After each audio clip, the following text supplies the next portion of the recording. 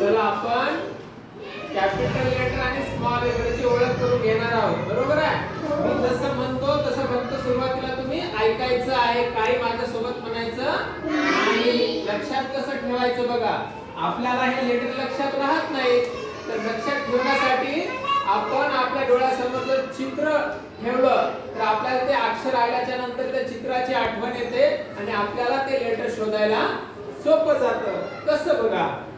ऍपलचा A, बॉलचा B, कपचा C, डकचा डी, इयरचा ई, फिशचा एफ, ग्रेपचा जी, हटचा एच, आईस्क्रीमचा आय, जगचा जे, काइटचा के, लेमनचा एल, मूनचा एम, नोजचा एन.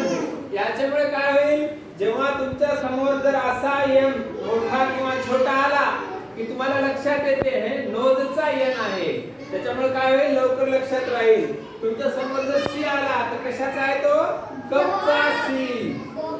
जे आला आता तुम्हाला लगेच लक्षात येईल, जग दिसतं तुमच्या डोळ्यासमोर, मग तुम्हाला लक्षात येते जगचा जे.